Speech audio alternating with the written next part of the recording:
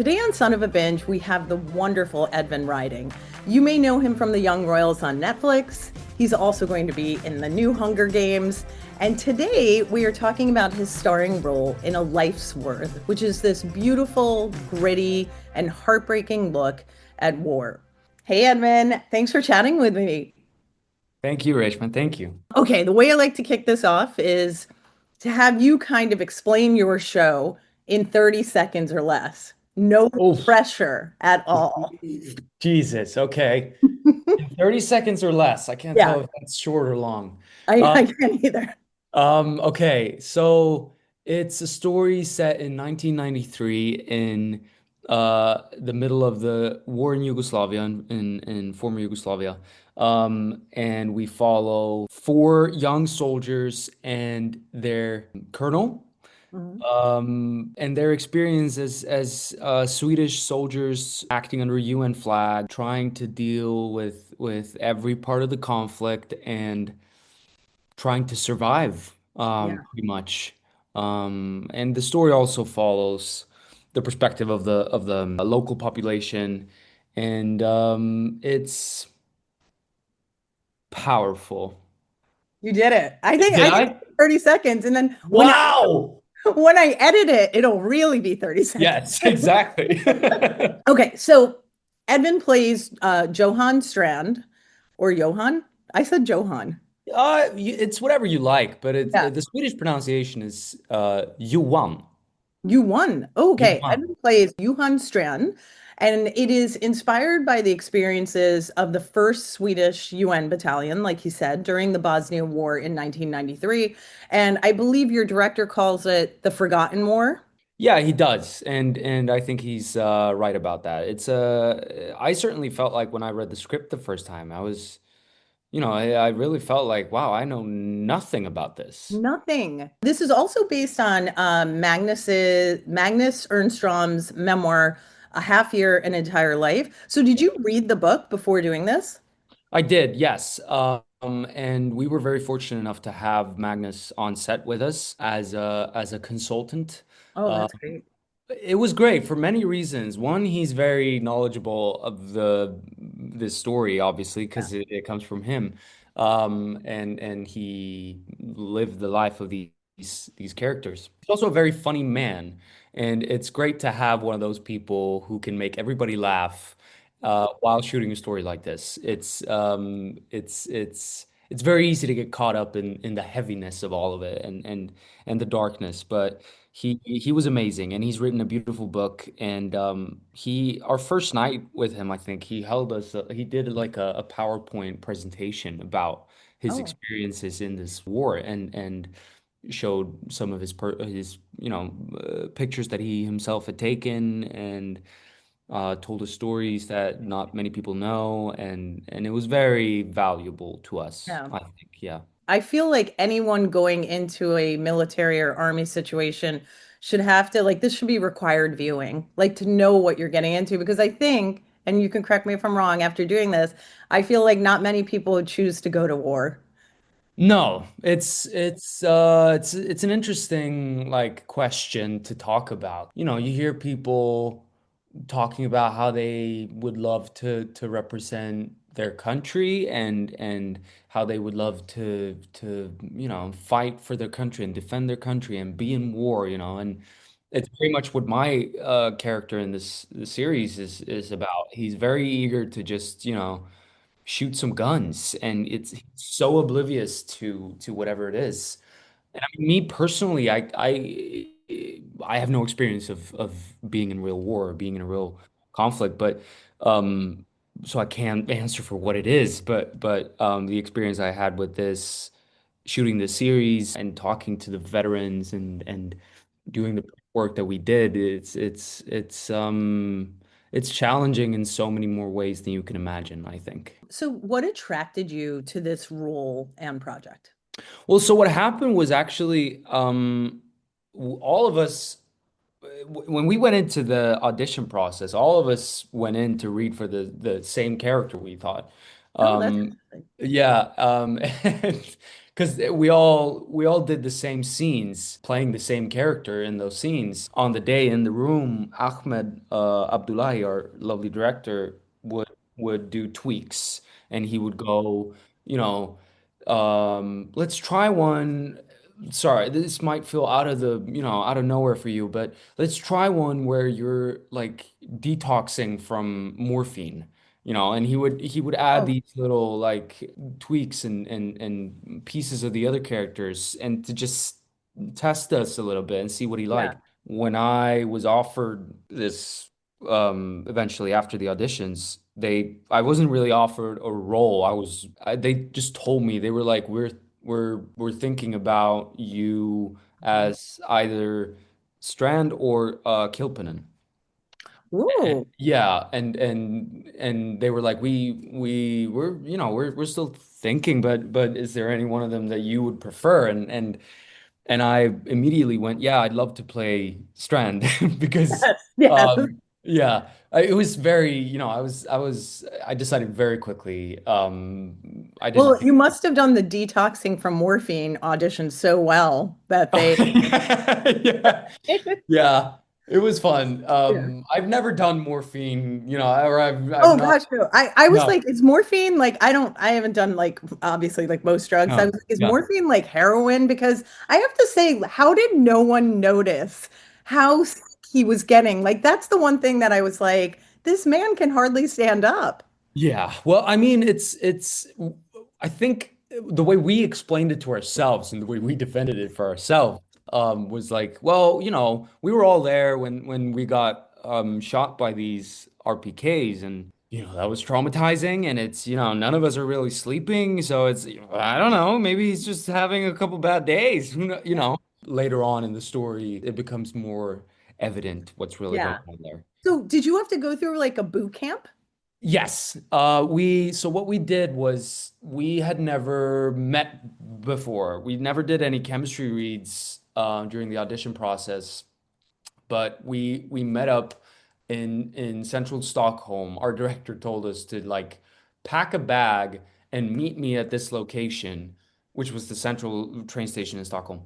And this is going to sound so sketchy. We all met up, and we had never met before, any of us really. So we were like, "What's up? Hi, I'm Edvin," and and then he showed up in driving a white van, and he was like, "Get in," and he took us just north of Stockholm. Yeah, it sounds like a kidnapping. Just gonna. Yes, it very much does. It wasn't, but it very much sounds like a kidnapping. No, but he dropped us off at this like shooting range complex. It was a ton of buildings, but it was we were greeted by this retired military major. That Eric Enge, who plays Kilpennen, he actually knew this guy. Oh, He saw him and he was like, "Oh, hey man." So that made us all calm down a little bit. okay, okay. And he was like, "Yeah, I'll pick you up in 5 days." Our director, he was like, "Yeah, I'll pick you up in 5 days. Have fun." Oh, And then we were like, "Okay, this is the boot camp. We'll just follow orders, I suppose." And we were there for 5 days, and we got a proper crash course in both the like military ways, and like how to handle a firearm and how to set up camp in the woods and how to walk and talk like a soldier, and what yeah, happens if you fail to follow orders, what happens if you're late to um a gathering of any sorts. It's like yeah, everybody else is doing push-ups until you show up. So don't screw up. It did teach us a lot about. We did a bunch of these like role-playing exercises as well, and it taught us a lot about that, the world of a soldier and the life of a soldier. But what it mainly did for us, I think, was it made us bond so much. yeah. I mean, we walked away from those 5 days as brothers. It was crazy. The how much we bonded. And it makes sense because it's like we were spending all this time together and we were very fragile and we were Hmm. suffering and suffering together is very efficient when it comes to bonding. So, Yeah, I think they um, call that trauma bonding. yes, exactly. Um, So do you ever, a lot of actors will listen to music to kind of get into the headspace of a character. Do you listen to music to get into a role? And like, what's on your playlist right now? I do, yeah. It's one of the things I feel like I, I don't know if I have a process, but I one of the things I find comfort in doing is creating like a playlist for every character. The playlist for Strand was the most annoying thing I think for me with Okay. this process because it was music I would never. It was like proper stone cold heavy metal Oh, rock wow. music that I listen to. But so when I rapped, that was one of the nice things for me. You know, I was like, okay, I'm done with that playlist now. I can go back to my normal like um musical ballads. That's What, so I have to ask, what is on your playlist? right now. Yeah. Oh God, it's a little bit of Justin Bieber. Okay, I like it. Yeah, his newest albums. It was multiple, wasn't it? I Daisies always is on my playlist right now. yeah, for me it's Daisies and Yukon. It's two solid bangers. What else? It's I always have a little bit of a few songs from Hamilton the musical. Oh, I Mm, love it. yes, it's I can't get enough. Yeah. Um, One of my close friends was the original Angelica. Stop it! That's awesome. Renee, Really? yeah, Renee Wow. Pillsbury. She's the best. Congratulations to you. That's awesome. That's Yeah, awesome. so that's really funny. I like Bieber and Hamilton. You Yeah, just it's a run good the gamut. mix. It's, you know, because my music taste depends so much on the day. Certain days I'm like, I feel the need to just listen to some like rap Yeah. music and hip hop. And some days it's musicals and film scores. And other days it's just like everyday pop and R&B. It's like Sabrina Carpenter and Billie Eilish and Yeah. Olivia How, Rodrigo, you how know? about Taylor's new album, or have you I've listened to listened that? to I'm not I wouldn't call myself a Swiftie. I feel like that's like Yeah, yeah. cultural appropriation of some sorts because I don't listen to her music that much. But it she's massive, so her music seeps through, you know, and I hear it. I'm like I'm listening to like The Fate of Ophelia, and I'm like, that's a good song. Sorry. Yeah. Great song. I did the dance. I just want you to know. Under duress, Yeah, but I did it. yeah, I got it. Yeah. The sad thing is we can all do it. I Or, know. Yeah. or the best thing, not even Yeah. sad. Yeah. Yeah. Yeah. Did you watch any other like war films as research? Um, the one recommendation, because I asked Ahmed for like what are your references? Like what it's a very valuable question to ask a director. He said two things. He said, actually, I shouldn't say where it's from because I don't know for sure.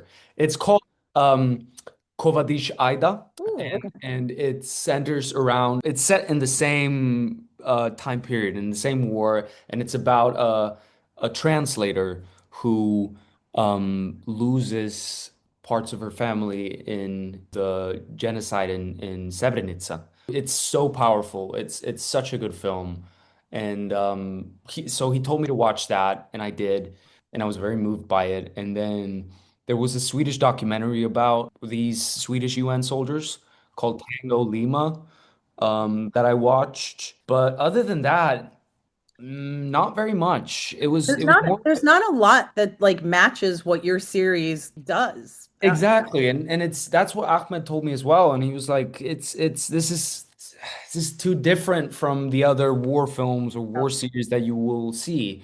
Mm, Because that's not the story we're trying to tell. That's one genre. This is something else. yeah. And so he told me to watch Kovalesh Aida because that was the closest thing. And you know, and then I kept reading about the conflict and I read Magnus's book and multiple times and also I kept trying to like to get closer to this. Obviously it's hard for you to tell because you're not Swedish, but I'm doing a southern Swedish dialect. Yeah.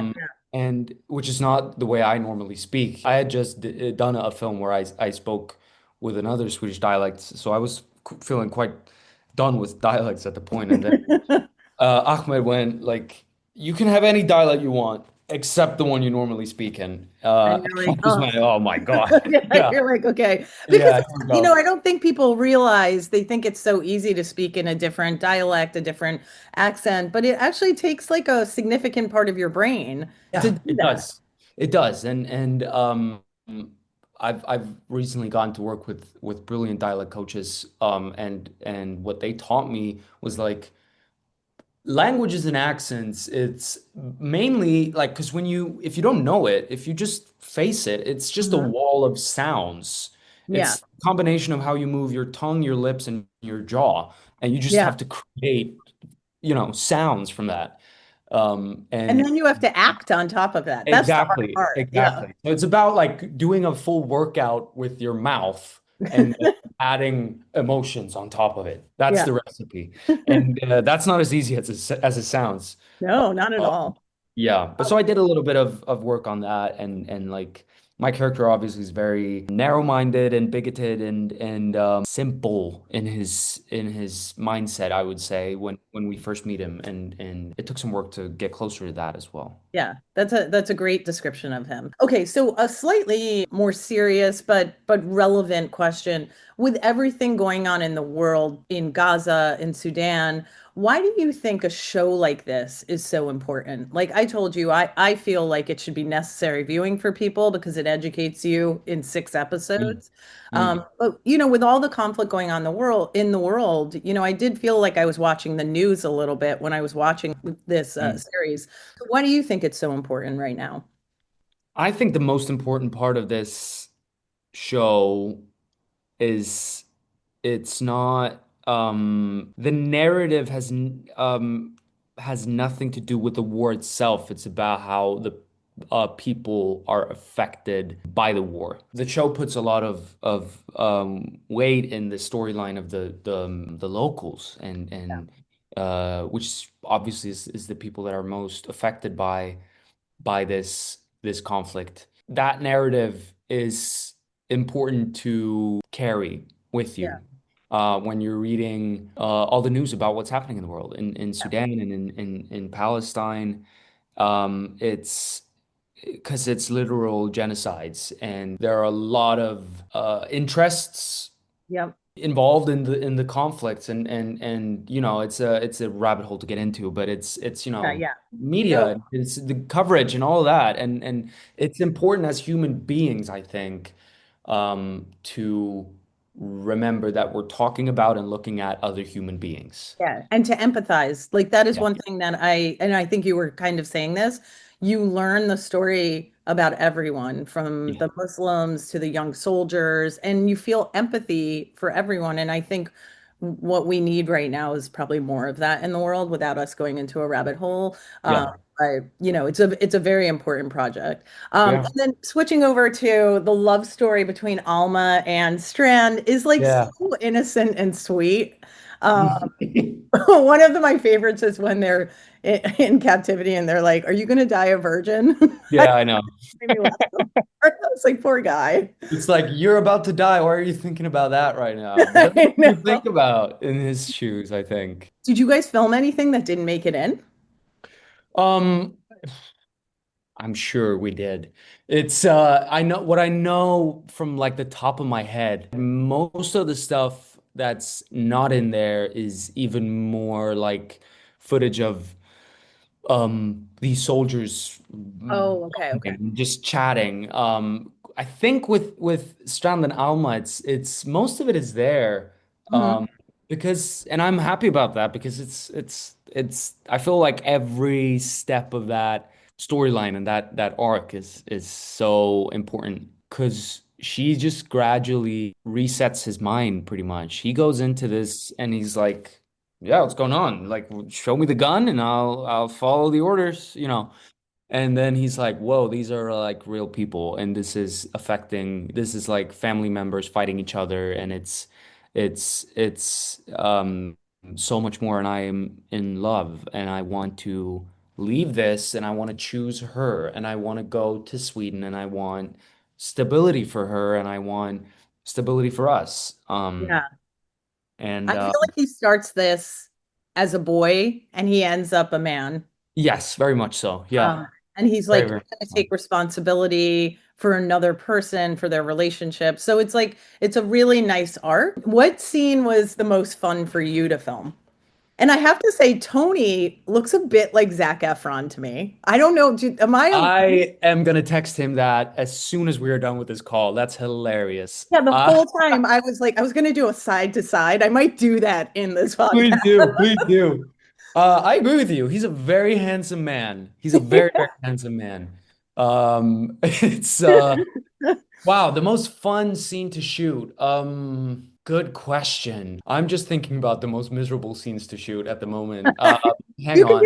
You can do hardest. The most fun scene to shoot was probably I'd say we had a lot of fun shooting the scene in episode one where we're attacked by the RPKs, I think. Yeah.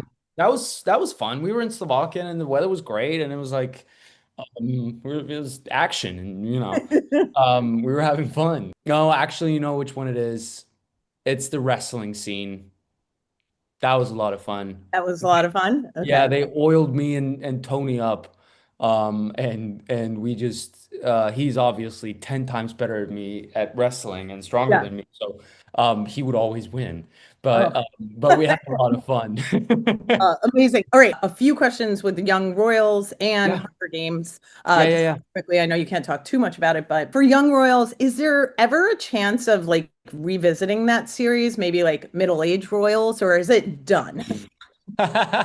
Middle-aged royals, that's funny. I don't know. It's I don't know. I maybe Yeah, it's not in my hands. And I think there's a lot of I feel like at this point it's a lot of people that would need to feel the same way about it. at the same time. Yeah. Yes. And I've had that before when it's like revisiting old stories and sometimes it works, sometimes it doesn't, and it depends on if there's more to tell. I've been so focused on like just enjoying what that was. Not really thinking about what more there is to tell, but I'm not going to shut the door, but we'll All see. right, everyone, you heard it here first. Middle-aged royals could happen. Yeah. And do you still get recognized the most for that right now? Like, what is one of the strangest like fan recognition